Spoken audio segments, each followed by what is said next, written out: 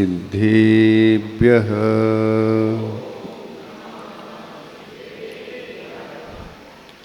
नमः श्रीवीतरागाय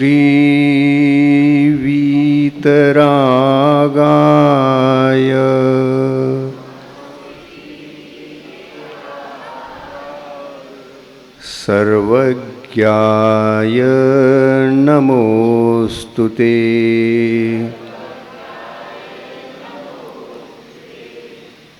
हितोपदेशिने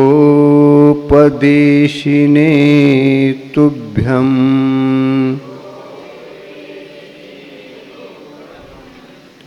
नमोस्तु परमात्मने। नमोस्तु परमात्मने।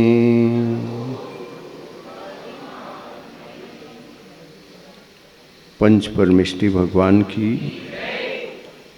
अहिंसा परमो धर्म की, संत शिरोमणि आचार्य गुरुवर श्री विद्यासागर मुनि महाराज की, आचार्य प्रवर श्री समय सागर मुनि महाराज की,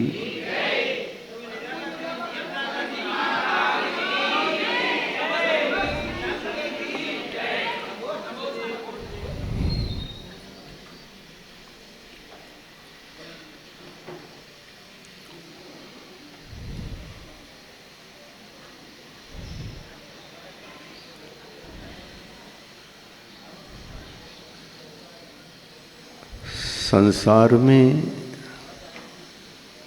रहने वाले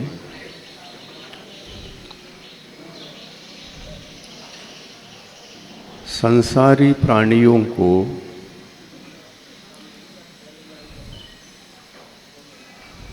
अरहंत प्रभु ने अपने दिव्य ध्वनि के द्वारा जीवन जीने की कला सिखाई है।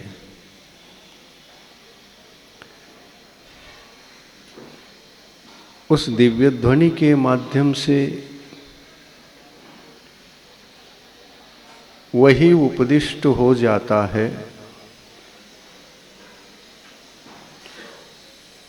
जो भव्य जीवात्मा जिस भी किसी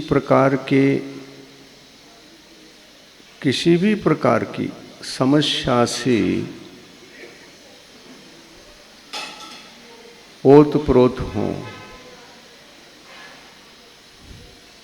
उस समस्या को दूर करने के लिए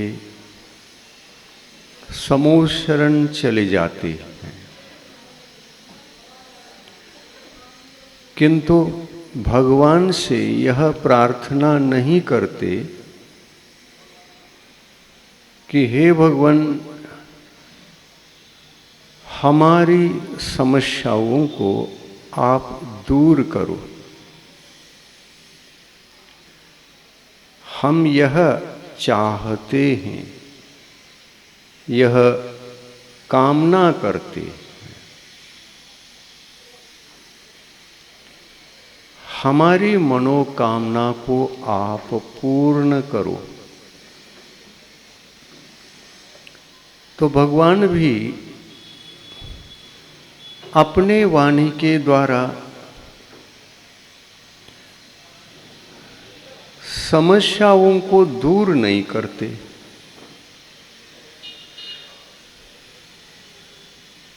आप करो ऐसा आपने कहा,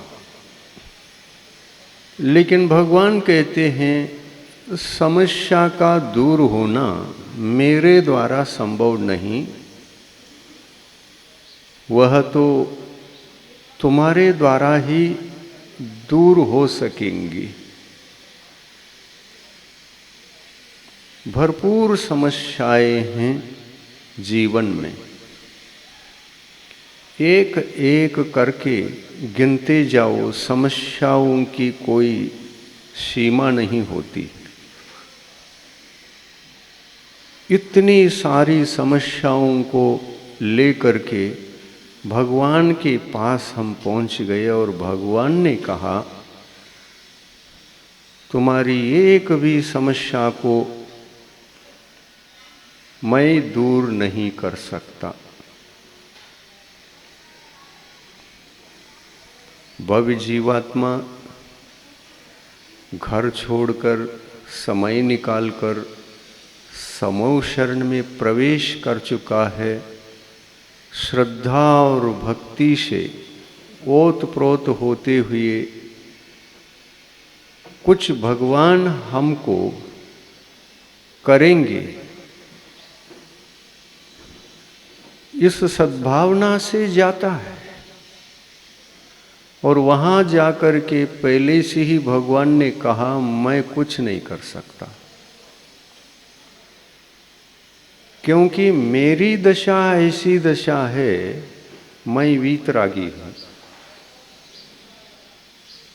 मैं वीतरागी हूं, इसलिए तुम्हारे प्रति मैं तो कर नहीं सकता, लेकिन दूसरे जीव भी कुछ ये आपकी समस्या दूर नहीं कर सकते। तो भगवान, मेरा आपके यहाँ आना व्यर्थ हुआ क्या? नहीं नहीं, ऐसा मत समझो। व्यर्थ नहीं हुआ है, सार्थक है यहाँ तक आना। समस्या को छोड़ो, विषय समझो। ये समस्या क्या है, ये आकुलताएं क्या हैं, और आखिर ये जीवन में इस प्रकार बने ही रहते हैं, इसका कारण क्या है? पहले इसको सीखो, सुनो, समझो। भगवान कहते हैं कि सीखो, सुनो, समझो, तो हमको सीखना पड़ेगा, सुनना पड़ेगा और समझना पड़ेगा। और यदि हम सीखने के उद्देश्य से समूह शरण में प्रवेश करते हैं, समझने के उद्देश्य से समूह शरण का प्रवेश हमारा होता है, तो भगवान कहते हैं यदि कुछ सीखने के लिए आए हो तो अति उत्तम बात है। सीखने के लिए आओ, समझने के लिए आओ। मैं सिखा सकता हूँ, और वाणी खिरते खिरते ही तुम सीख जाओगे। सिखाने का निमित्त ये वाणी बनेगी, और सीखने वाले का उपादान सीखने की तो होती ही है।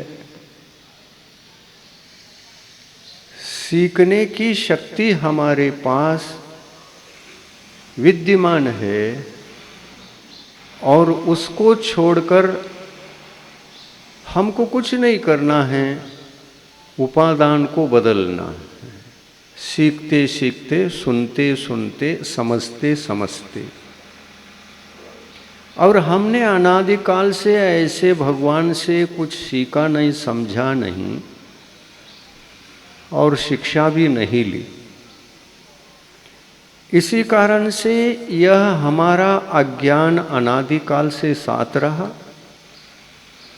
और साथ होने के कारण से संसार में अनेक समस्याओं का भोक्ता बनकर हम समस्याओं को भोग रहे हैं। हर पल संसारी प्राणी को कुछ न कुछ समस्या होती ही है। भगवान भी जानते हैं, आपकी समस्या को लोग भी जानते हैं, और लोगों से ज़्यादा हम जानते हैं।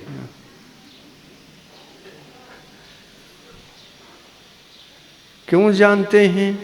क्योंकि रोज प्रवचन करना पड़ रहा है, तो समस्याओं के प्रति ही करना पड़ रहा है। आत्मा अज्ञानी है, ये सबसे बड़ी समस्या है। और ज्ञानी होता तो हमको भी समस्या न होती उपदेश देने की, लोगों को भी समस्या नहीं होती, क्योंकि आप दुखी दिखाई नहीं देते। और भगवान को तो भगवान हैं, आपके अंदर कोई समस्या नहीं है, आपके जीवन में कोई भी समस्या नहीं है, तो कहते हैं ये तो जल्दी मेरे जैसे भगवान ही बन जाएगा। हम लोगों को कोई समस्या नहीं है। हम दिगंबर मुनि महाराज, हमको कोई समस्या नहीं है। क्या कारण है कि अपन कभी समस्याओं से घिरे नहीं रहते? क्या कारण है? यही कारण है ना, आपका जीवन अज्ञानमय है और अपना जीवन ज्ञानमय है। ज्ञान होने के कारण से किसी भी समस्या को हम उस ज्ञान के माध्यम से तुरंत ही हल कर देते हैं। समस्या चिंता का कारण बन जाती है, लेकिन हमारे लिए कोई समस्या आ जाए, चिंता का कारण नहीं बनती। समस्या को ही हम चिंतन का विषय बना लेते हैं, चिंता नहीं करते। आपको भी ऐसा ही करना है। कोई भी समस्या सामने रहती है, घर की होती है, अपने जीवन की होती है, अपने निकटतम सहायक शरीर ये उपकार करता है 24 घंटा। शरीर की समस्या हो सकती है। किसी भी समस्या को हल करने के लिए, उस समस्या को दूर करने के लिए ज्ञान चाहिए क्या नहीं चाहिए? ज्ञान चाहिए। रोग हुआ है तो उसके लिए औषधि का ज्ञान चाहिए। पेट में दर्द हो रहा है तो क्यों हो रहा है, इसकी चिंता करना चाहिए या चिंतन करना चाहिए? चिंतन करना चाहिए। चिंता करोगे तो कुछ होने वाला नहीं है। वह समस्या कंटिन्यू जैसी बनी हुई है, भविष्य में भी ऐसी ही बनी रहेगी। पेट में दर्द है और कुछ समझ में नहीं आ रहा है। समझ में क्यों नहीं आ रहा है? क्योंकि ज्ञान नहीं है, अज्ञान है। पेट के दर्द के कारणों को आप जानते हैं, ज्ञान है, समझे हुए हैं, तो दर्द होते ही तुरंत चिंतन करके या चिंता करके हल करते हो। चिंता करते हैं। चिंता करना आवश्यक है क्या? नहीं है। ज्ञान है तो चिंता होती ही नहीं है। ज्ञान हो तो आपको वह कल क्या खाया था, आज क्या खाना है और कब तक खाना है, कौन सी वस्तु खाना है, कितनी खाना है, इत्यादि इत्यादि अज्ञानी जीव क्या चिंतन कर सकता है? नहीं कर सकता। समस्या क्यों आती है? ज्ञान न होने से। और ज्ञानी बनने के लिए यदि हम अपने जीवन में प्रयास करेंगे तो ज्ञानी बनने के ठिकाने दो होते हैं। या तो भगवान के पास चले जाओ, या तो गुरुओं के पास चले जाओ। गुरु दो प्रकार के होते हैं, लौकिक गुरु और धर्म गुरु। उसमें अपन कौन है? हम धर्म गुरु।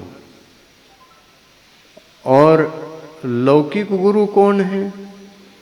जो हमारे जीवन पर उपकार करे, भौतिक समस्याओं को दूर करने की क्षमता रखे।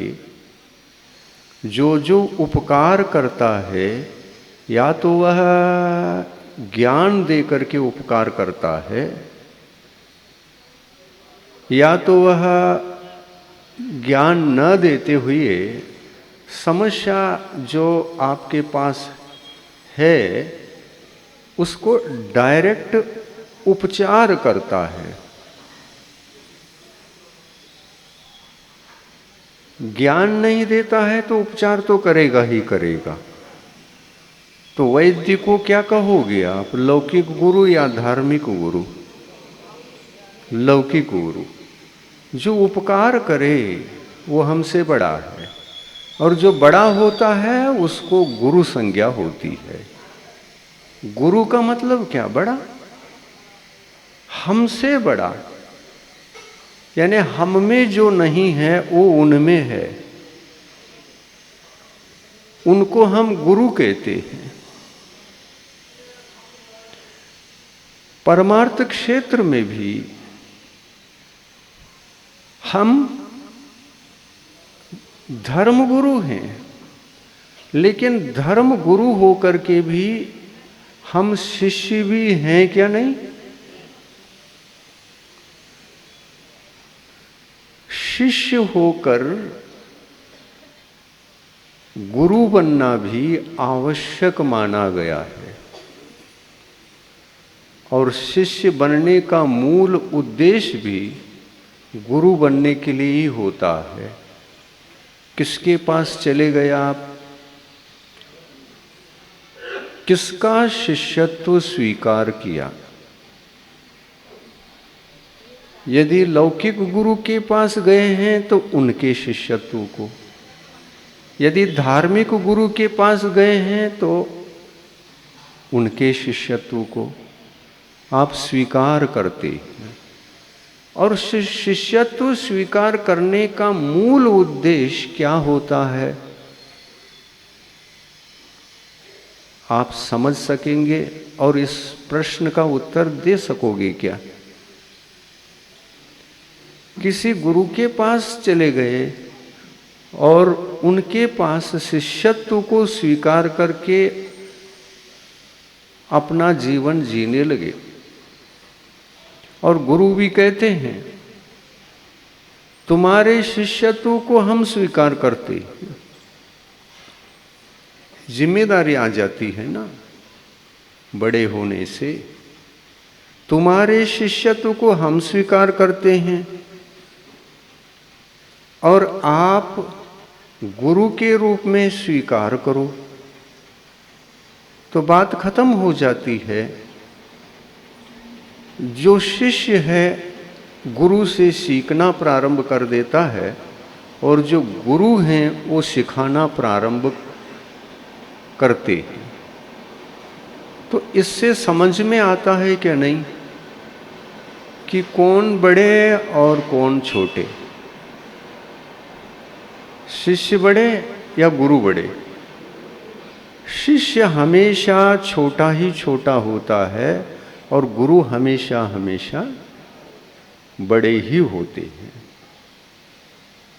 फर्क क्या होता है? यही फर्क होता है,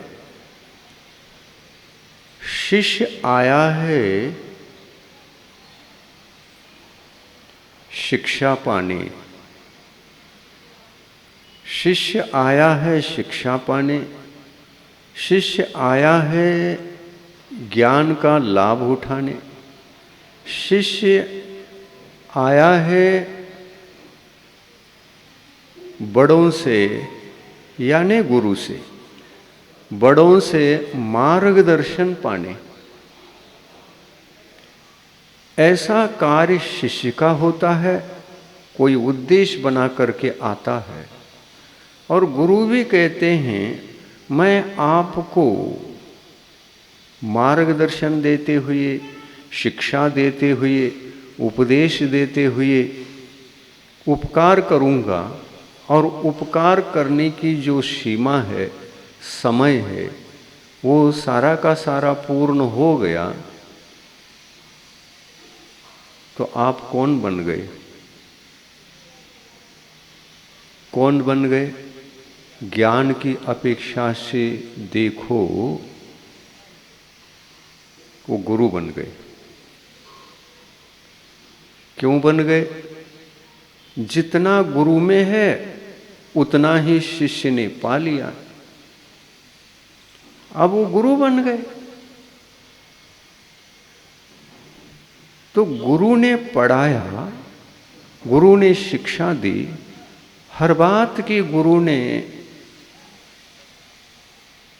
उपकार इस प्रकार से किया कि वो छोटा न रह पाए। कब तक छोटा रहेगा? जब तक शिष्य है तब तक छोटा रहेगा। भगवान की दिव्य ध्वनि कीर्ति है, गुरु का उपदेश प्राप्त होता है तो दोनों की दृष्टि यही रहती है, मैं जिसका शिष्यत्व स्वीकार किया हूं उसको गुरु बनाना है,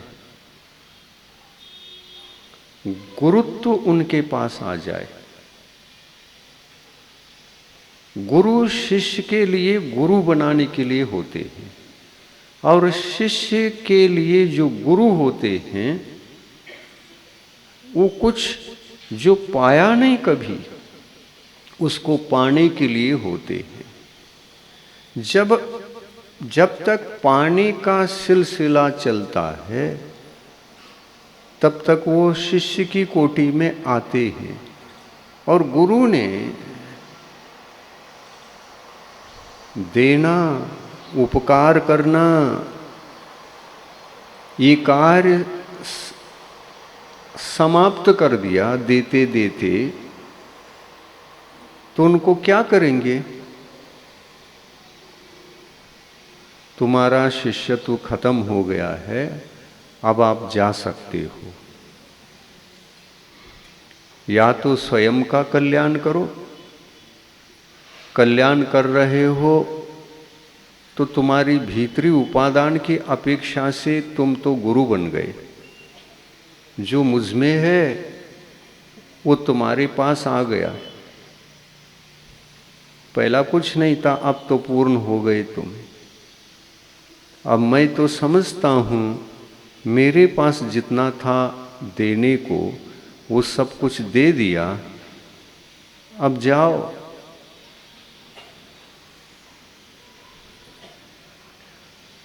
पूरा दे दिया, जो जितना देना था पूरा मान लो दे दिया। तो शिष्य अपने गुरु को गुरु ही मानेगा, क्या नहीं मानेगा? हाँ, गुरु ही मानेगा वो। शिष्य गुरु को गुरु ही मानेगा। क्यों मानेगा? क्यों मानेगा? क्योंकि वो गुरु बने थे, गुरु हैं, और वो गुरु संज्ञा मिट नहीं सकती। भले ही भीतर से दोनों का उपादान बराबर हो, लेकिन गुरु को शिष्य मिले और शिष्य को गुरु मिले तो ये संबंध भूतकाल का कभी समाप्त हो सकता है? बड़े बड़े आचार्य परमिष्टि हुए, उन आचार्यों के शिष्य भी बने, और उनके भीतर योग्यता जब तक नहीं आती तब तक वो देते चले गए। किसी भी क्षेत्र में अयोग्य रखा, सब ओर से योग्य बना देते हैं, लेकिन शिष्य फिर भी मैं गुरु के बराबर हूँ, गुरु के स्थान में हूँ, ऐसा कभी कह सकेगा? नहीं, क्योंकि जितना था उतना दिया, इसका अर्थ ये नहीं है कि गुरु खाली हो गए। अपने बुद्धि से, अपने ज्ञान से, अपने क्षौक्षम से, उपकार करने वाली बातों से गुरु बिल्कुल खाली हो गए, ये तो हो ही नहीं सकता। गुरु के पास बहुत कुछ होता है, लेकिन गुरु ने शिष्य को ऐसा समझा, तुम पर के ऊपर उपकार करने के लिए जितना आपको देना था हमने दे दिया, संक्षिप्त से भी दे दिया और विस्तार से भी थोड़ा बहुत दे दिया। अब इसके बल पर आप गुरु बनने की क्षमता रखते हो और बस अब चले जाओ। गुरु भेज देते हैं तो शिष्य, गुरु ने मुझे गुरु बनाया, गुरु ने मुझे गुरु बनाया, ऐसा कह सकता है? हा? गुरु ने मुझे गुरु बनाया, ऐसा विचार कर सकता है? नहीं। गुरु ने मुझे गुरु बनाया होता तो गुरु जहां जिस सीमा तक हमको ला करके छोड़ चुके हैं, उस सीमा से भी गुरु तो मेरे लिए असीम है। गुरु असीम ही होते हैं, लेकिन कभी भी इस सीमा से ज्यादा कुछ देने का वो प्रयास कर भी नहीं सकते। करते भी हैं तो कभी खत्म होने वाला नहीं है, क्योंकि सर्वज्ञ भगवान के द्वारा दिया गया जो ज्ञान होता है, उस ज्ञान का अंत नहीं है। आज तक क्षायोपशमिक ज्ञान के अंत को भी कोई खोज नहीं पाया, कहाँ एंड होता है ये। भगवान महावीर स्वामी की दिव्य ध्वनि को गौतम गणधर ने झेला और द्वादशांग के रूप में गुंथित किया, और द्वादशांग के रूप में गुंथित करने की जो शक्ति ज्ञान की शक्ति होती है, उस शक्ति को क्षायोपशमिक माना है। कर्म का उदय तो हमेशा बना रहेगा, इसलिए क्षायोपशमिक रहेगा। वो क्षायोपशमिक ज्ञान को कभी भी आप पूछो वो ज्ञान है क्या अज्ञान है, तो कहते हैं क्षायोपशमिक ज्ञान सदा अज्ञान ही रहता है। चाहे कितने भी क्षयोपशम को बढ़ा ले, उत्कृष्ट दशा तक भी पहुंच जाए, अंतिम सीमा तक भी पहुंच जाए, ये क्षयोपशमिक ज्ञान क्षयोपशमिक ही कहलाता, ये क्षायिक नहीं होता। यद्यपि मति ज्ञानावर्णी, श्रुत ज्ञानावर्णी, अवधि ज्ञानावर्णी, मनःपरे ज्ञानावर्णी, ये सब क्षयोपशमिक ज्ञान है। ये चारों ज्ञान क्षयोपशमिक होते हुए भी, और इनकी शक्ति को ये वो चारों कर्म ढाकते हुए भी, ढाकते ढाकते ढाकते अंत समय में उस जीव के माध्यम से संपूर्ण नाश करने के बाद भी मति ज्ञानावरणी कर्म का क्षय हो गया। संपूर्ण परमाणु खिर गए, नष्ट किया, एक भी परमाणु अब नहीं बचा। तो क्या मति ज्ञानावरणी कर्म को हम क्षायिक कहें? नहीं कह सकते। अवधि ज्ञान को नहीं कह सकते, श्रुत ज्ञान को नहीं कह सकते, मनः परे ज्ञान को क्षायिक नहीं कह सकते। क्यों नहीं कह सकते? क्योंकि इनकी क्षायिक दशा अगर होती तो उसका अनुभव भी कुछ समय के लिए होना, क्षायिक दशा का अनुभव होना अनिवार्य होता है। अनिवार्य होता है, वो अनिवार्य होता। लेकिन क्षय होने के बाद एक समय के लिए भी उस जीव ने क्षयोपशमी ज्ञान के आवरण को हटाने के बाद भी क्षायिक दशा का एक समय के लिए भी अनुभव नहीं करता। क्यों नहीं करता? वहाँ समय ही नहीं है। जब इनका क्षय कर रहे होते हैं तो केवल ज्ञानावरणी कर्म का भी क्षय उसके साथ ही हो जाता है। देखो विशेष बात, केवल ज्ञान को तो क्षायिक कहा, उस ज्ञान को औपशमिक भी नहीं कहा और क्षयोपशमिक भी नहीं कहा। और औपशमिक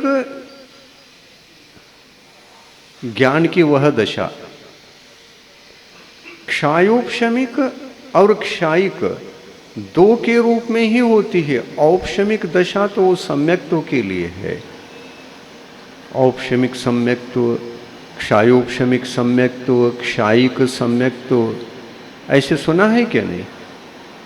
सम्यक दर्शन के तीन भी भेद होते हैं, औपशमिक भेद, क्षयोपशमिक भेद और क्षायिक भेद। ये सुना है क्या नहीं? सुना है।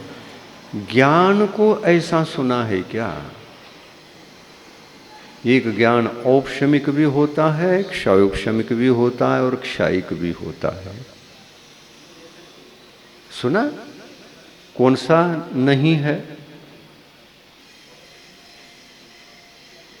तीन में से कौन सा नहीं है ज्ञान के लिए? सोचो, दो भेद हैं या तीनों भेद हैं? दो भेद हैं, तो कौन सा नहीं है? हाँ, कौन सा? नहीं नहीं, क्षायिक तो है, केवल ज्ञान क्षायिक है। हाँ, कौन सा भेद नहीं है? होता ही नहीं कभी। हाँ, औपशमिक भेद नहीं होता। औपशमिक सम्यक दर्शन होता है, लेकिन औपशमिक ज्ञान नहीं हुआ करता। ज्ञान दो ही प्रकार का होता है, क्षयोपशमिक ज्ञान और क्षायिक ज्ञान, दो ही भेद हैं। सम्यक्त्व के तीन भेद हैं। तो उसके तीन क्यों? तो तीन इसलिए कि सम्यक्त्व को नाश करने वाले जो कर्म हैं, सम्यक्त्व का घात करने वाले जो कर्म प्रकृतियां हैं, वो केवल मोहनी संबंधी ही हैं। सम्यक्त्व की प्राप्ति मोहनी कर्म के उपशमन से भी, क्षयोपशम से भी और क्षय होने से भी सम्यक दर्शन प्राप्त होता है। तो यहाँ पर विचारनीय बात ये है आपके लिए, ये तो पता चल गया कि ज्ञान औपशमिक नहीं होता, वो क्षायोपशमिक होता है या तो क्षायिक होता है। तो क्षायोपशमिक को हम क्षायिक बना सकते हैं क्या? हमारा मति ज्ञान क्षायिक है, हमारा श्रुत ज्ञान क्षायिक है, हमारा अवधि ज्ञान क्षायिक है, हमारा मन परिज्ञान भी क्षायिक है। क्या क्षायिक दशा में इन चारों ज्ञानों को प्राप्त करना संभव है क्या? भगवान कहते हैं असंभव। क्यों? क्षायोपशमिक ज्ञान क्षायोपशमिक ही रहेगा, वो क्षायिक नहीं बन सकेंगे। क्यों नहीं बन सकेंगे? इसका विचार किया जाए तो आपको पता चलेगा ये क्षायोपशमिक ज्ञान 12वें गुणस्थान के अंतिम समय तक ही रहता है। अगर 12वें गुणस्थान में क्षायोपशमिक दशा को नष्ट कर लें और कुछ समय के लिए वो 12वें गुणस्थान में ही रहे, ऐसा कभी होता नहीं, ऐसा कभी नहीं होता। और होता किसका है? तो 12वें गुणस्थान के अंतिम समय में इन चारों का क्षय होता है। मति ज्ञानावरणी कर्म का क्षय हो गया, श्रुत ज्ञानावरणी कर्म का क्षय हो गया क्या नहीं हुआ? हुआ। कब हुआ? 12वें गुणस्थान के अंत में हुआ। और केवल ज्ञानावरणी कर्म का क्षय किस समय हुआ? उसी समय हुआ, उसी समय हो गया। किस समय? जब मति ज्ञानावरणी, श्रुत ज्ञानावरणी, अवधि ज्ञानावरणी, मणपरे ज्ञानावरणी क्षय हो रहे थे, उसी समय केवल ज्ञानावरणी कर्म का भी क्षय हो जाता है। तो दोनों कार्य एक साथ हो रहे हैं, अलग अलग तो नहीं हो, क्रम से तो नहीं हो रहे हैं।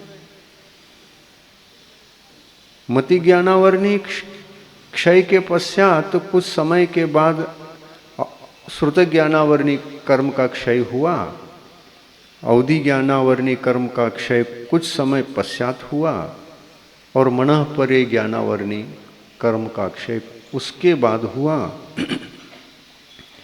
और केवल ज्ञानावरणी कर्म का क्षय अंत में हुआ।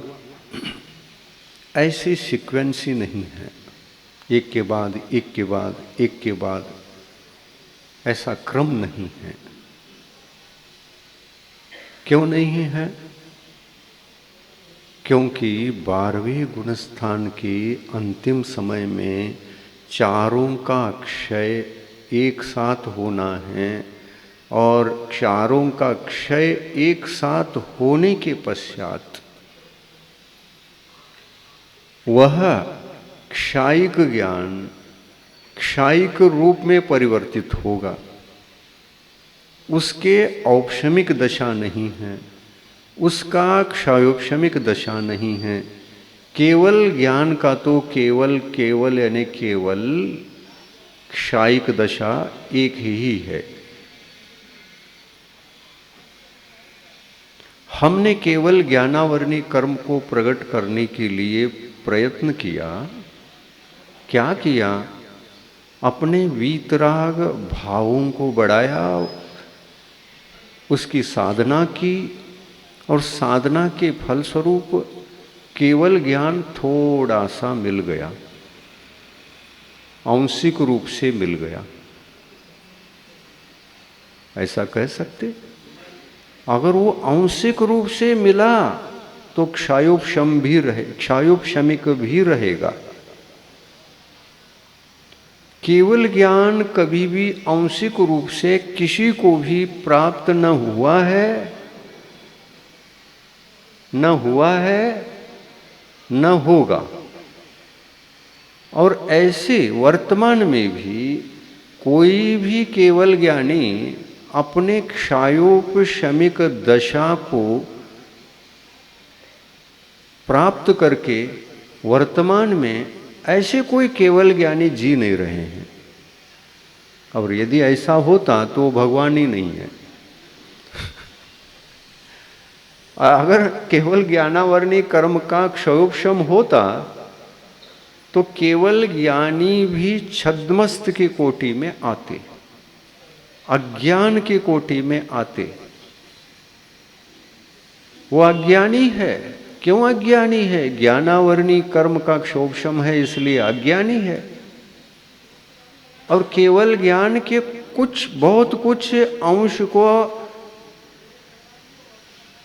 कर्मों ने ढाका है और कुछ उघड़ भी चुका है, आवरण हट भी चुका है।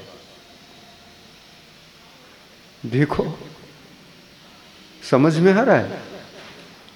कुछ उगड़ भी चुका है और कुछ हट भी चुका है। ऐसा कोई एक भी भगवान न हुए हैं, न होंगे। परमात्म पद की प्राप्ति 4 कर्मों के क्षय से होती है। वो 4 कर्म कौन कौन से गिन सकते? ज्ञानावरणी 1, उसमें सब ले लो। ज्ञानावरणी कर्म 1, दर्शनावरणी कर्म 1, मोहनी कर्म 1 और अंतराय कर्म 1। ये चारों कर्म जब तक क्षय को प्राप्त नहीं होंगे, एक भी बच गया तो भगवान नहीं बन सकेगा, अरहंत अवस्था में प्रवेश नहीं कर सकेगा। तो ज्ञानावरणी का क्षय पूर्ण रूप से कर लेता है और एक ही समय में करता है। क्षय जो होता है वह एक ही समय में होता है और जब तक नहीं होता है तब तक क्षयोपशमिक ज्ञान रहता है। लेकिन केवल ज्ञान की दशा, क्षयोपशमिक दशा कभी नहीं देख सकते। वह कर्म ऐसा कर्म है, केवल ज्ञानावरणी कर्म का यदि उदय है तो आपका ज्ञान अंश मात्र में भी प्रकट नहीं होगा, बाकी ज्ञान प्रकट हो जाएंगे, बाकी ज्ञान प्रकट हो जाएंगे और प्रकट होंगे तो एकमात्र क्षयोपशमिक अवस्था के रूप में ही रहेंगे। औपशमिक अवस्था तो उनकी नहीं है और क्षयिक अवस्था भी उनकी नहीं है। 12वें गुण स्थान तक जीव की जो ज्ञान शक्ति है वो कर्मोदय से पीड़ित अवश्य है, लेकिन पूर्ण पीड़ित नहीं है, क्योंकि क्षयोपशमिक दशा है और कुछ ज्ञान अंश रूप में है भी और बाकी बचा हुआ नहीं भी। तो इसको क्षयोपशमिक कहते हैं। क्षयोपशमिक ज्ञान 3 प्रकार का है ही नहीं, वो औपशमिक भी नहीं और क्षयिक भी नहीं। क्षयिक क्यों नहीं ये पूछो, क्षय तो होता है, एक समय में होता है, तो उसको क्षयिक क्यों नहीं कहा? देखिए, ये चारों ज्ञान जो मति ज्ञान, श्रुत ज्ञान, अवधि ज्ञान और मनोपरिज्ञान, चारों ज्ञान की शक्ति को घात करने वाले जो कर्म हैं वो भी 4 प्रकार के हैं और वो अंतिम समय में नष्ट हो रहे हैं और उसी समय केवल ज्ञानावरणी कर्म भी नष्ट हो रहा है। तो केवल ज्ञान को जैसे क्षयिक कहा वैसे मति ज्ञान को भी क्षयिक कह दो, श्रुत ज्ञान को भी क्षायिक कह दो, क्या आपत्ति है? परिपूर्ण रूप से आवरण हट रहा है तो क्या आपत्ति है? तो आपत्ति ये है, केवल ज्ञान कहता है यदि मैं हूं, तुम जीवित ही नहीं हो। केवल ज्ञान कहता है यदि मैं उदित हुआ हूं तो तुम्हारा अस्तित्व समाप्त हो चुका है, तुम अलग से जी नहीं सकोगे। क्यों? तुम भी हमारे साथ जीओगे तो अज्ञानी कहलाओगे और मैं भी अज्ञानी कहलाऊंगा। तुम तो क्षायोपशमिक दशा वाले ही हो चारों, और इसलिए तुम चारों जब तक रहोगे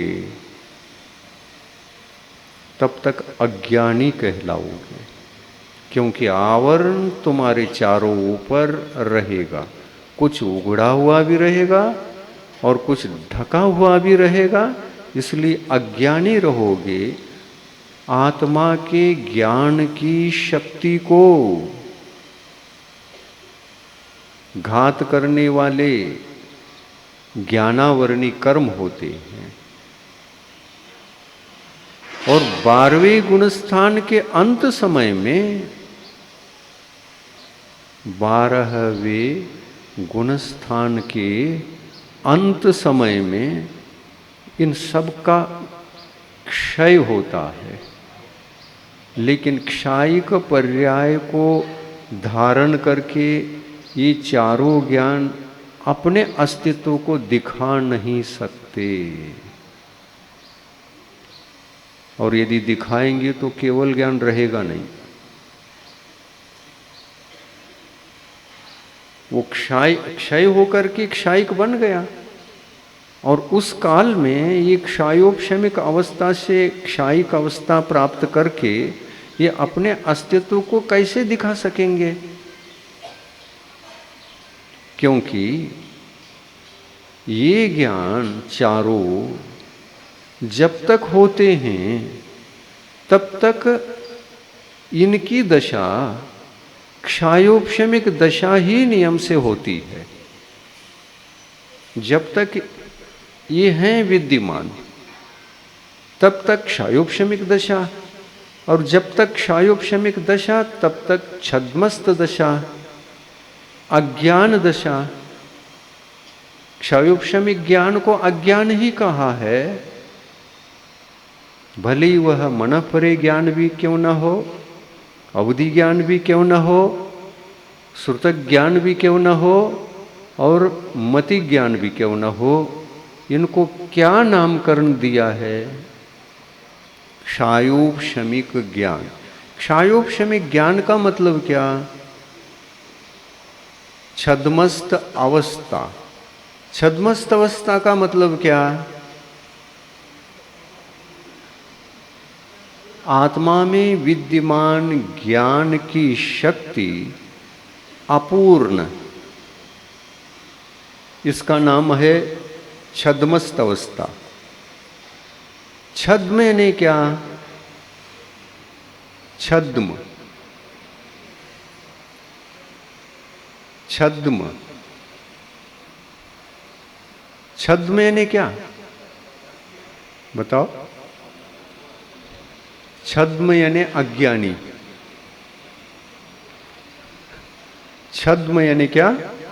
अज्ञानी। भगवान को छद्म कहते? नहीं।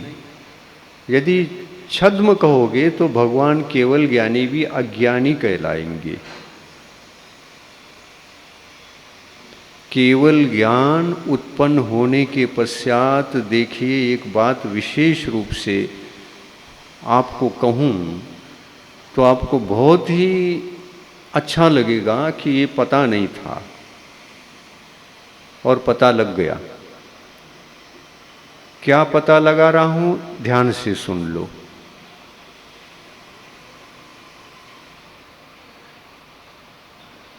सम्यक दर्शन, सम्यक ज्ञान और सम्यक चारित्र, इन तीनों को देख लो। सम्यक दर्शन 3 प्रकार का है, ज्ञान 2 प्रकार का है, क्षायोपशमिक और क्षायिक। दशा की अपेक्षा से, दशा की अपेक्षा से सम्यक दर्शन 3 प्रकार का, वो औपशमिक दशा में भी होता है, क्षायोपशमिक दशा में भी होता है और क्षायिक दशा में भी होता है। दशा की अपेक्षा से विचार है। सम्यक दर्शन तीनों दशा में है, औपशमिक दशा, क्षायोपशमिक दशा और क्षायिक दशा। ठीक है। ज्ञान 2 ही दशा में होता है, कभी भी रहे 2 ही दशा में रह सकता है, क्षायोपशमिक दशा और क्षायिक दशा। क्षायोपशमिक दशा में रहने वाले, जीवित रहने वाले 4 ज्ञान है, मति ज्ञान, श्रुत ज्ञान, अवधि ज्ञान और मनफरे ज्ञान। जब तक एक क्षौपशमिक है, केवल ज्ञान नहीं होने वाला है।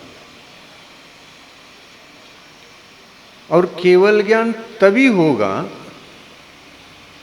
जब आत्मा की यह क्षयोपशम दशा जिस क्षण, जिस समय में समाप्त होगी,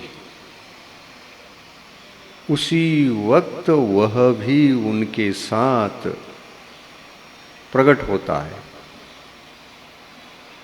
ये अल्प रहते हैं, केवल ज्ञान पूर्ण रहता है, पर प्राप्त होने के पश्चात इनका अस्तित्व कैसे रहेगा? देखिए, एक उदाहरण के माध्यम से इसको मैं आपको बताऊं कि नदी में भी पानी है, नाले में भी पानी है, पानी धरती पर भी खूब बरस रहा है और बरसने वाला पानी तहलका मचा करके बहुत ही विनाश को कर रहा है। कितना भी पानी रहने दो, विनाश करने वाला वो समुद्र के सामने अल्प है या समुद्र से ज़्यादा है? अल्प है। अब पानी ऊपर से गिरता है, कभी भी गिरता है तो समुद्र में से थोड़ा ही गिरता है। प्रमाण में तुलना करोगे समुद्र के सामने तो कितना भी गिर जाए, गिरने वाला समुद्र नहीं बन सकता। गिर गिर गिर गिर करके क्या धरती को डुबा देगा? नहीं डूबेगा। ज़्यादा गिर गए तो धरती कट सकती है, तट कट सकते हैं, धरती डूब सकती है, लेकिन धरती डूबती नहीं कभी। समुद्र डूबता है क्या? समुद्र नहीं डूबता। धरती डूब सकती है क्या? उगड़ी हुई धरती कभी नहीं डूबती। पानी गिरता है, विनाश करता है, धरती को धक्का लगाता है, लेकिन अंत में जा कर के बहुत स्पीड से कहाँ पर कूदता है? सागर में कूद जाता है, समुद्र में शामिल हो जाता है। अब देखिए, वह पानी जब तक नदी में होता है, नालों में होता है, गटर में होता है, गटर में हो गटर का पानी, नाले में हो नाले का पानी, नदी में हो नदी का पानी, अगर उसको रोक चुके हैं तो डैम का पानी, हाँ, इतना सारा पानी नदी में हो तो नदी नाम पा रहा है, नाले में हो तो नदी नाला नाम पा रहा है, इसमें छोटा बड़ा कोई है क्या? नहीं, परस्पर में है। नाला छोटा है या नदी छोटी? नाला छोटा और नदी बड़ी। गटर छोटा है क्या नाला छोटा है? गटर गटर छोटा है और नाला बहुत बड़ा है। तो ये सभी मिल करके कहाँ यात्रा करते हैं? समुद्र की ओर। अब यही पानी समुद्र में जाकर ढल गया, क्या नाम पाएगा? समुद्र ही कहलाएगा क्या नदी? समुद्र बन जाएगा। तो ये सब मिल करके समुद्र में गए हैं, तो समुद्र में जरा डूब करके खोजो उनको। इसमें गटर का पानी कौन नाले का पानी कौन? वो कहाँ बैठा है? हाँ? देखो, केवली भगवान ने जब तक हमारा ज्ञान क्षयोक्षम रहेगा, जिसको जितना क्षयोक्षम उतना ही उगड़ा हुआ ज्ञान। एकेंद्रीय अवस्था में निगोदी जीव को बहुत ही छोटा क्षयोक्षम होता है। द्विंद्रिय बना और बड़ा होता है, तीन इंद्रिय बना उसका ज्ञान और बड़ा। ये क्षयोक्षमिक ज्ञानावरणी कर्म का जो उदय है ना, ये विकसित हो रहा है। उतने ज्ञान को ढकने से जीव को अलग कर रहा है, अलग कर रहा है। वो कहता है यदि ज्ञानावरणी कर्म का क्षोभशम अधिक है, तुम नदी हो, अल्प है तुम तो गटर हो, इससे भी अल्प हो तो बूंद हो, बूंद हो। और बूंद हो तो बूंद का भी अपना एक अस्तित्व होता है। बूंद का पानी भी बूंद ही होता है, वह कभी अपनी बूंद अवस्था को, अस्तित्व को नाश नहीं कर सकता। हाँ ठीक है, अस्तित्व तब नाश होगा बूंद दूसरे बूंद से मिला तो भी बूंद कहो तो बड़ा बूंद और ये छोटा बूंद। एक बूंद बूंद में मिला तो बड़ा होता गया। तो बूंद से बूंद, बूंद से बूंद मिलते मिलते यह क्या होता है? तो छत पर से धारावाहिक रूप से गिरने वाला पानी बूंद नहीं है, कई बूंद मिल करके वह क्या बन गया? धारावाहिक पानी, कई बूंदों का समुदाय रूप पानी। अब छत पर गिरा है तो रुक नहीं सकता, गिरेगा, दौड़ेगा। कहाँ दौड़कर कहाँ गिरेगा? सबसे पहले गटर में गिरेगा और गटर में गिरने के बाद वह मलिन हो गया। उस पानी को पकड़ते हो? नहीं पकड़ते। किधर छोड़ते हैं? नाले में छोड़ते हैं। गटर का पानी नाले में गया और नाला को कहाँ छोड़ते हैं? नदी में। और नदी को कहाँ छोड़ते हैं? देखिए, बूंद नदी में, गटर में, मतलब धारावाहिक पानी में, उसको धारावाहिक बहने वाला पानी, प्रवाहित पानी ही कहेंगे। और वह गटर में आने के बाद नाम बदल जाएगा उसका, उसको गटर का पानी कहेंगे। जा करके नाले में पहुंच गया, अब नाले वाला पानी। जा करके नदी में पहुंच गया, नदी वाला पानी। और जा करके समुद्र में पहुंच गया तो समुद्र वाला पानी। जब तक धरती पर बहता रहा तब तक मीठा था, समुद्र में ढला तो समुद्र का रूप को धारण कर लिया। जैसे ही समुद्र की सीमा पर जाता है तब तक मीठा है वो, कोई नमकीन नहीं, नमक का अंश मात्र भी उसके भीतर नहीं है। लेकिन समुद्र में प्रवेश करने के प्रथम समय से लेकर वह खारा बन जाता है। ऐसा ही ये जो ज्ञान शक्ति है हम लोगों के पास, ये ज्ञान शक्ति बूंद से प्रारंभ होती है और वो क्षयोपशमिक, बूंद जगन्य क्षयोपशमिक है। और बूंद बूंद मिला तो वो भी क्षयोपशमिक है, वह विकसित क्षयोपशमिक दशा है। गटर में गया वह भी विकसित क्षयोपशम दशा है, नाले में पहुंच गया वह भी विकसित क्षयोपशम दशा है, नदी में पहुंच गया वह भी क्षयोपशमिक विकसित क्षयोपशमिक, ये विकास होता जाता है। ज्ञान अपने आवरण को जैसे जैसे दूर करता है अपना विकास करता जाता है, करता जाता है। जब तक विकास पूर्ण नहीं होता तब तक क्षयोपशमिक है, और जब पूर्ण होने का समय आता है तो वह एक साथ आता है।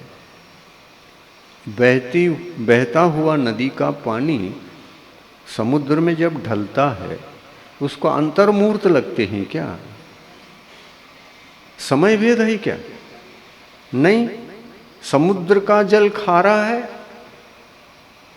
नदी का जल मीठा है।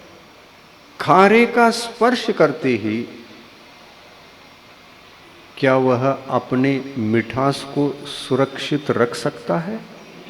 नहीं होता, नहीं रख सकता। क्यों? क्योंकि वो ज्यादा है और ये ना के बराबर है, ये ना के बराबर है। एक गिलास पानी में नमक का एक छोटा सा कण डाल दो, क्या वह खारा हो जाएगा? नहीं होगा। एक गिलास पानी में एक गिलास नमक डाल दो, घोल दो, तो वह खारा हो जाएगा। तो क्षयोपशमिक ज्ञान जब केवल ज्ञान का स्पर्श करता है, केवल ज्ञान तो समुद्र के समान होता है, और एक क्षयोपशमिक ज्ञान नदी भी भले हो वो परमाणु के बराबर है। उसके सामने समुद्र से बड़े बड़े नदियों को निकालोगे, यदि समुद्र का पानी उसको खत्म करना है और नदी के रूप में बहाना है, कितने नदियां बनेंगी बोलो? कितने नदियों का जन्म होगा? बड़ी बड़ी नदियां, पर वह मीठा रहेगा क्या? नहीं रहेगा। यदि अपना ज्ञान भी, जो ये मीठा ज्ञान है, अपने को मीठा ही लगता है, लेकिन भगवान कहते हैं तुम्हारा ज्ञान मीठा नहीं है, पी के देख लो। भगवान, ये ज्ञान की शक्ति तो आपके पास भी है और हमारे पास भी है। ये क्षयोपशमिक ज्ञान को हम मीठा समझ बैठे थे, मीठा समझ बैठे थे। देखो, जब पानी में थोड़ा सा लौन मिलाया जाता है, खारा तो होता है, लेकिन इतना खारा नहीं होता, मीठा बन जाता है। समुद्र का पानी खारा ही खारा है, लेकिन खारा हो करके भी मीठा हो, ये संभव उसमें नहीं। यहाँ क्षयोपशमिक ज्ञान खारा है और केवल ज्ञान मीठा है, क्योंकि आवरणी कर्मों का जो लोन है, लवण है, नमक है,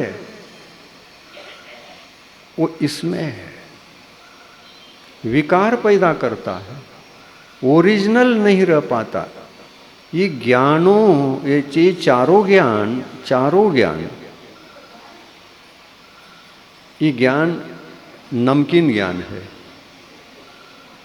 और इस नमकीन ज्ञान को हम मीठा बनाने चल रहे हैं, मीठा बनाने चले हैं। मीठा बन सकता है क्या? नहीं बन सकता है। तो मीठा ही मीठा, मीठा ही मीठा, कहीं से कहीं तक देख लो, आत्मा के भीतर जो भी ज्ञान शक्ति है अत्यंत मीठा है, मधुर है। ये कब होगा? केवल ज्ञान के पश्चात। यदि केवल ज्ञान हो गया तो आपका ज्ञान मधुर मधुर मधुर, मीठा मीठा मीठा। इसीलिए तो केवली भगवान की वाणी को जब हम सुनते रहते हैं वो मीठा ही मीठा लगता है। विशेषता यह है, ऐसे ज्ञानामृत का पान करते समय वो मीठा ही मीठा लगता है, जैसे अभी मीठा ही मीठा लग रहा है। अभी मीठा ही मीठा लग रहा है। भगवान का ज्ञान, हमारा ज्ञान क्या होता है, कैसा होता है, कितना होता है, इसकी केवल चर्चा है, उपदेश के माध्यम से चर्चा मात्र है। इसमें हमारा मीठा ही मीठा, मीठा ही मीठा लग रहा है क्या? नहीं लग रहा है। ये मीठा इसलिए लग रहा है, ये क्षायोपशमिक ज्ञान के भीतर हमने केवल ज्ञानी की वाणी को बहाना शुरू कर दिया, इसलिए मीठा लग रहा है। केवल ज्ञानी के वाणी को हमने यदि अपने क्षयोपशमिक ज्ञान के भीतर मिक्स नहीं करता तो खारा ही खारा, खारा ही खारा, नमकीन ही नमक पी नहीं सकते। जैसे समुद्र का पानी पी नहीं सकते, वैसे धर्म रहित ज्ञान, मिथ्या ज्ञान खारा ही खारा, नमकीन ही नमकीन। और हम क्या करने जा रहे हैं? इस नमकीन ज्ञान रूपी पानी को मीठा बनाने जा रहे हैं। तो त्रैको बनाने की पद्धति क्या? मीठा ज्ञान तभी बनता है जब वह रत्नत्रय को स्वीकार करता है, रत्नत्रय को स्वीकार करता है। सम्यक दर्शन आने के बाद नमक हट जाता है, मीठा बन जाता है। ये सम्यक दर्शन हुआ तो क्यों हो गया? तो भगवान के ज्ञान को इस खारे पानी में हमने शामिल करना शुरू कर दिया, छोड़ना शुरू कर दिया। तो जैसे ही भगवान का ज्ञान का स्पर्श, जिनेंद्र भगवान की वाणी है वो, उस ज्ञान का स्पर्श हमारा क्षयोपशमिक ज्ञान जो मिथ्या है इसमें वो घुसने लगेगा, प्रवेश करने लग जाएगा, तो ये मीठा बनेगा या वैसा ही रहेगा? मीठा बनेगा।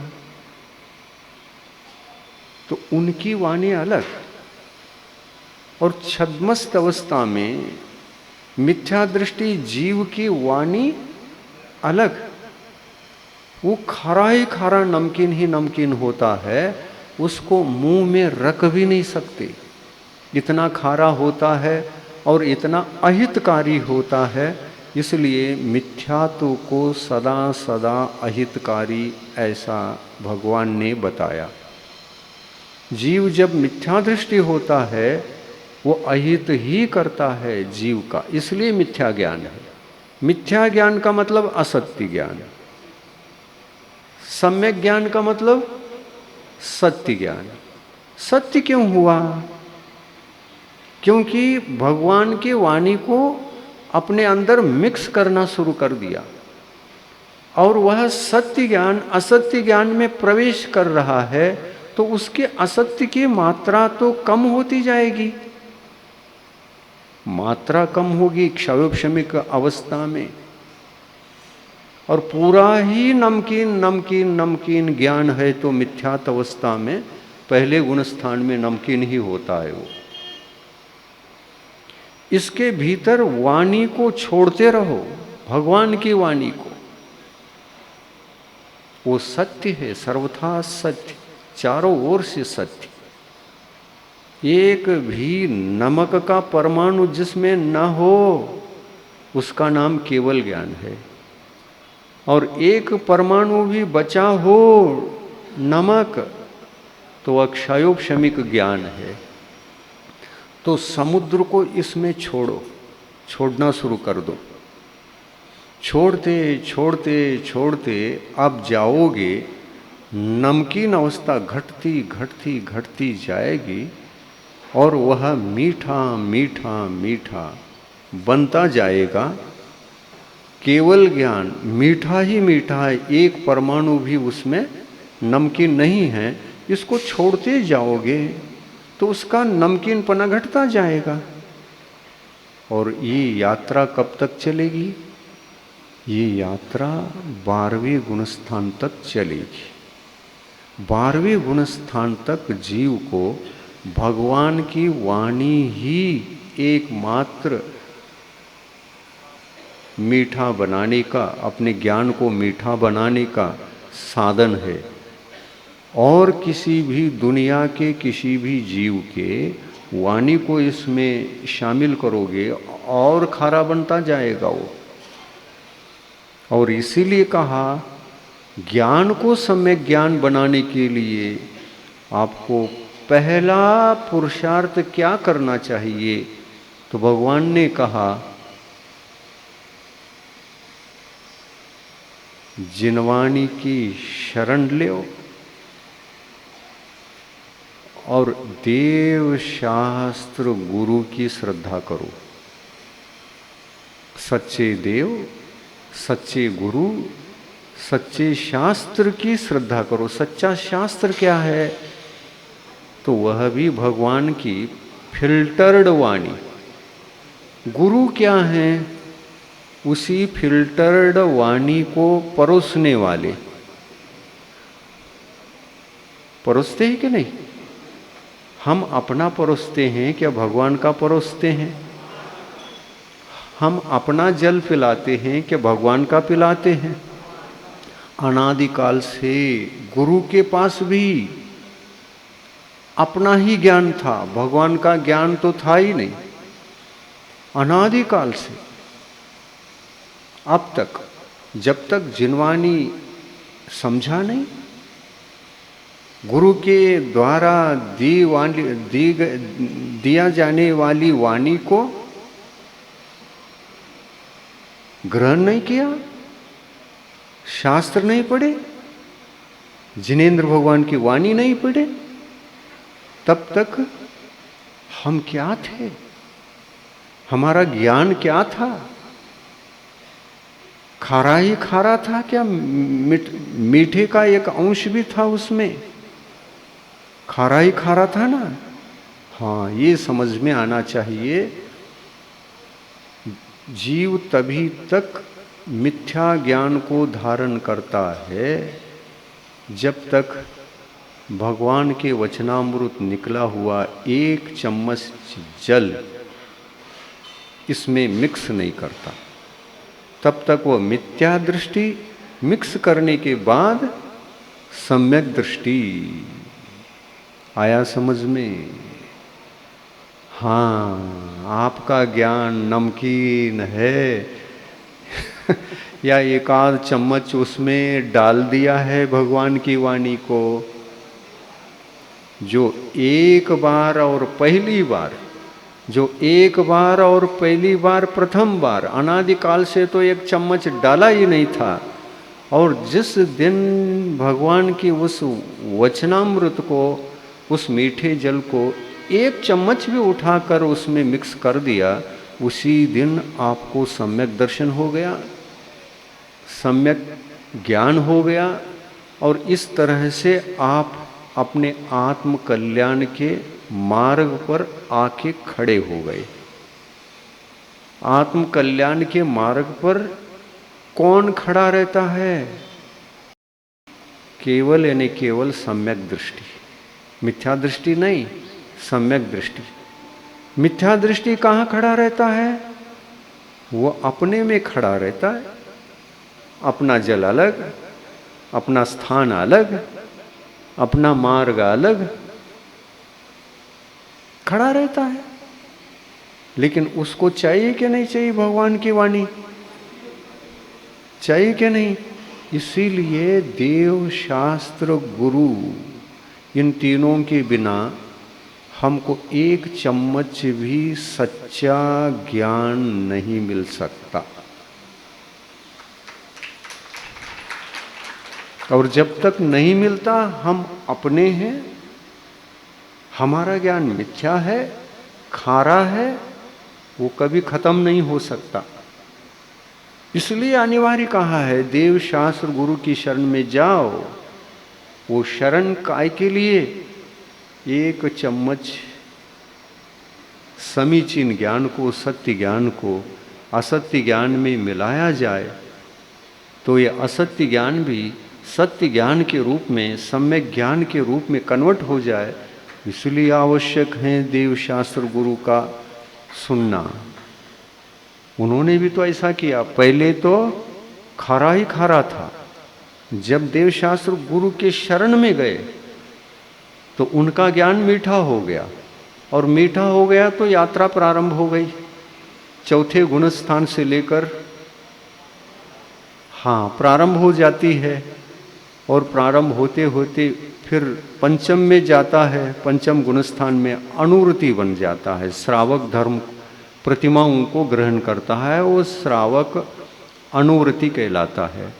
और आगे बढ़ गया, छठे में पहुंच गया, वो महावृत्ति मुनि महाराज बन गया। और आगे बढ़ गए तो ध्यानस्थ वीतरागी मुनि कहलाएंगे।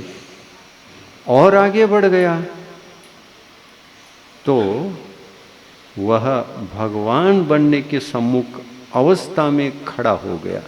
यानी ध्यानस्थ रहते हैं ये। जिस समय आत्मा भगवान बन रहा होता है, हम ध्यान में रहते हैं कि चलते फिरते रहते हैं? कई लोगों को ये भी पता नहीं है। हम जब भगवान होते हैं तो चलते चलते हो सकते हैं क्या, पूछते हैं। और जब होते हैं उस समय हम क्या करते रहते हैं, ये पूछते हैं। ध्यान रखो, जब आपकी आत्मा भगवान बन रही होती है, कुछ भी नहीं करती, कुछ भी नहीं, तो क्या करती है? अरे कुछ करती नहीं, बता रहे हैं आप क्या करती है, आपको करने धरने का ही पड़ा है। कुछ नहीं करती है, शुक्ल ध्यान में रहती है। शुक्ल ध्यान को करना पड़ता है क्या? नहीं, वो ऑटोमेटिक होता है। आपको केवल रुकना पड़ता है, बस रुकने का कार्य तो करना पड़ेगा। मनोयोग, वचन योग, काय योग को समाप्त करके, गुप्ती धारण करके, ज्ञाता दृष्टा बन करके अपने आप में तटस्थ रहो। कोई आकुलता नहीं, कोई विकल्प नहीं, कोई कषाय नहीं, शांत विशुद्ध परिणाम है। वो शुक्ल ध्यान है। वहाँ जा कर के अंतर मुहूर्त तक यदि आत्मा ठहर जाता है, अंतर मुहूर्त के पश्चात भगवान बन जाता है। आज का प्रवचन ज्ञान क्या है, कैसा प्राप्त होता है, उसमें वैरायटी कितनी, उसमें क्वांटिटी कैसे, ये सब नदी, गटर, नाला इनका उदाहरण समझाते समझाते अंत में जाकर के अभी ठहरा, शुक्ल ध्यान में ठहरा और आपके आत्मा भगवान कैसे बनता है इसका अंतिम वचनों को भी सुनाया। भगवान बनना चाहोगे क्या? नहीं। क्या करोगे? कहाँ जेल में पड़े पड़े कि दुख भोग रहे हो? मनुष्य गति भी जेल है, दुख है, और चारों गति 84 लाख योनि सब दुखदाई हैं। बाहर आओ, एक चम्मच पानी उठा लो भगवान का या गुरु का या जिनवानी का। एक चम्मच पानी उठा करके जब आपने इसमें डाल दिया तो हमारा काम बन गया। कितने समय? अनंत काल लगेगा क्या? नहीं नहीं, वो एक चम्मच पानी भी बता रहा है तुम अर्ध पुद्गल परावर्तन काल के बीच में भगवान निश्चित बनोगे, ये गारंटी है। वो एक चम्मच पानी आपको चुनौती दे रहा है। अब तुम्हारा संसार अनंत नहीं है, अनंत बनाना भी चाहोगे तो नहीं बना पाओगे। इतनी क्षमता एक चम्मच मीठे जल के पास शक्ति है। उसको जबरन जाना पड़ेगा। कहाँ? मोक्ष। जबरन जहाँ वो उठाता है वो, हाँ खत्म हो गया तुम्हारा संसार का परिभ्रमण, खत्म हो गया, अर्धपुद्गल परावर्तन व्यतीत होने जा रहा है, तैयार हो जाओ। नहीं भी होते हैं तो हम जेक लगा करके तुमको उठा के पटका देंगे, उठा करके तुमको भगवान के पर्याय में पटका देंगे, तुम नहीं रह सकते हो। और जीव जब एक चम्मच पानी को विकसित करता करता करता करता करता जब केवल ज्ञान के निकट पहुंचता है तो वह बूंद से धारावाही जल, धारावाही जल से गटर, गटर से नाला, नाला से नदी बनकर जब वो समुद्र में कूदता है तब वो परमात्मा बनता है। ये आज के प्रवचन का सार ज्ञान के संबंध में आपको बहुत विशद रूप से आपके सामने रखा, और भगवान आत्मा कैसा बनता है यह विषय बहुत सरल उदाहरणों से और बहुत सरल तरीके से सरल शब्दों से समझाया। 1.5 घंटा आप हिले नहीं, इसके लिए बहुत बहुत बहुत धन्यवाद और आशीर्वाद। बहुत अच्छा, बहुत अच्छा। ऐसा ही सुनना चाहिए, क्योंकि ऐसे सुने बिना एक चम्मच ज्ञान विकसित कैसे होगा, विकासशील कैसे रहेगा। आप तटस्थ मत होना, विकासशील रहो, भगवान बन जाओगे। जिनवानी। प्रभु देव तुम्हारे पवित्र मुख से निसृत जो शीतल वाणी, जग जन मन के मल को धोती, अतः कहाती जिनवाणी। जयवंतो माँ जग में तब तक जब तक सूरज चांद रहे, शीश नवाते कर्म हरो माँ, अब तक हम विषयांध रहे, अब हम ना विषयांध रहे। जिनवानी माता की जय।